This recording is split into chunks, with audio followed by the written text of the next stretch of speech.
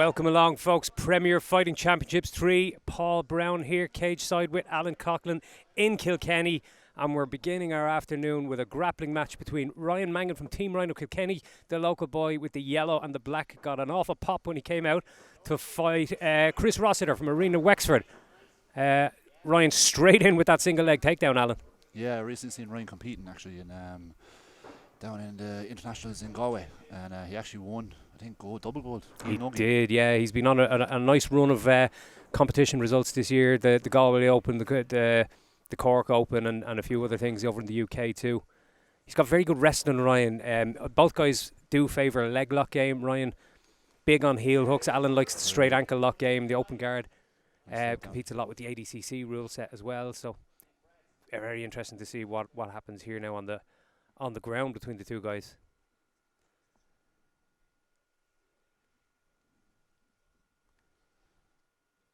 The first of a fairly stacked card. I think we've got about 15 fights on the card now this afternoon / evening. So nice to start off with just one grappling match before the letter gets thrown for the rest of the evening. Warm everyone up. Yeah, and Ryan seems to have a good crowd with him here. When he walked out there was a big applause from the side of the arena just here behind us. And he's, as you were saying, he's never competed in Kilkenny, so he was looking forward to Imagine to getting out here and showing off in front of a few friends. this must be one of the first MMA nights in Kilkenny, I presume. It's the first one in a long, long time. Shout out to Ian O'Neill, was the last man to headline an MMA event in Kilkenny. Ian of Severe MMA fame. If anyone listens to the L Triangle or any of the Severe MMA content, they'll know Ian. But that was not today or yesterday. That was a while ago. So, yeah, it's good to have it back. And Ryan, of course, representing Team Ryano Kilkenny, club that are doing great things here in the county. Of course.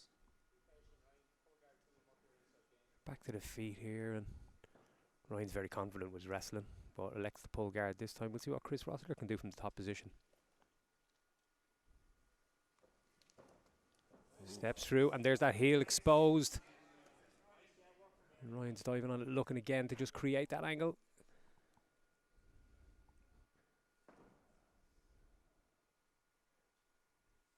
Sliding through, trying to wrap that arm around and expose the heel. But Chris has done well temporarily, but not out of the danger zone just yet. Looking to attack a leg of his own. Sometimes that's the best tactic in these situations. And I think he's on it. He's got a bit of bite on it, all right. Getting a little bit of torque now. They're rolling toward the cage. Referee Adrian Elbert looking closely. Excellent work from Chris Rossiter to escape. Brilliant work. Very calm. Yeah.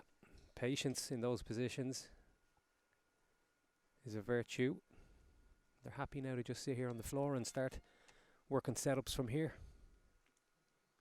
Have to say, it's warm in this venue this evening, and under those lights, those fighters are going to be yeah, look, none of them are wearing a suit like yours truly, but those fighters are definitely going to be feeling it. At least I don't have to get in there and fight anybody. Yeah, someone has to look good tonight. Yeah. Nice little step through. Rossiter trying to look that possibly that knee slide pass, but look at Ryan looking at the reverse Telehiva and then scrambling to retain. Yeah, beautiful work.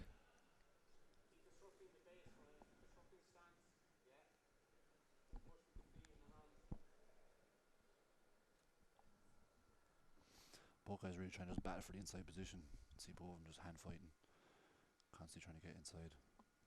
Yeah, like for the uninitiated looking at this, they might be sitting there thinking, right, not much is happening, but there's a whole lot happening there, isn't there? It's like there's little battles all over the place. It's whoever wins that initial technical battle for that inside position, like you said, is in a great position then to start attacking submissions from there. So, and that grip fighting's exhausting. Yeah, especially under the lights.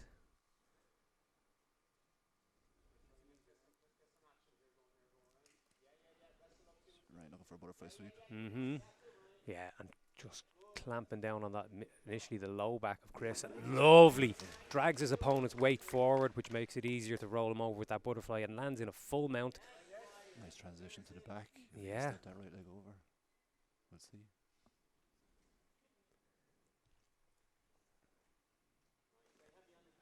It's the importance of disrupting your opponent's base in those positions. Makes them so light and easy to sweep. Back on the feet again.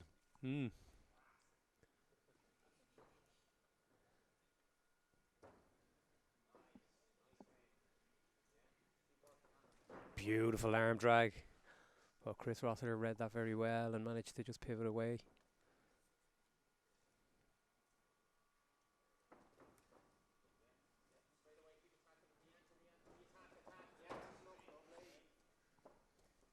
Yeah, Rossiter just casually trying to stroll out there, but Ryan really not letting him take a foot off the gas just yet.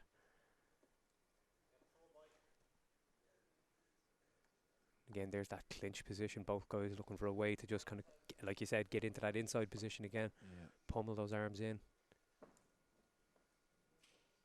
can be tough work.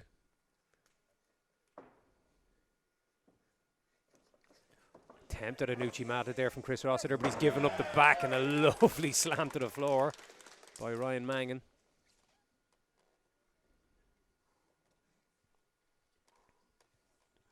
Again, Chris is staying very calm. He is, yeah, Keep yeah. his T's crossed, his I's dotted. Or his I's dotted, I should say. He's he's in this position now, very close to the cage, and usually in jiu-jitsu matches a cage is never an issue, but today what it's doing is it's going to limit the options that you have for escape. There's only going to be one way you can go instead of two and that kind of thing, so it's For sure. something these guys may not be overly familiar with.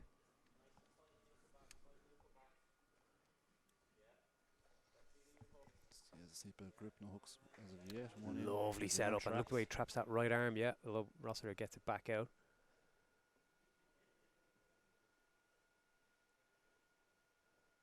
Bottom hook is in. Yeah, it's actually right across the hips. And he's using the right foot, alternating between putting it on the hip, using it as a sort of a butterfly hook behind the leg, just there to bring his opponent back over to that side, and he tries to turn.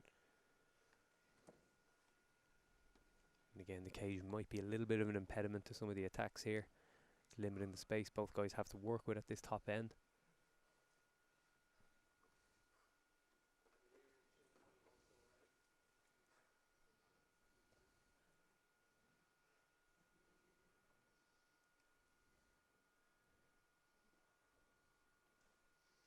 Ryan is using his head nicely, trying to get underneath. Kind of whoever wins the head position here for the ground kind of wins the back in a sense. Yeah, because if you can just limit the way your opponent, the space your opponent has to move his head, again, makes it very difficult for him to try and take that pressure off. Or that body lock is on now. He's ear to ear now as well. It's closing down that space. And can he get belly down, or even he lets the switch to the right arm? And grip fighting here, when somebody has that body lock on you, can be quite draining.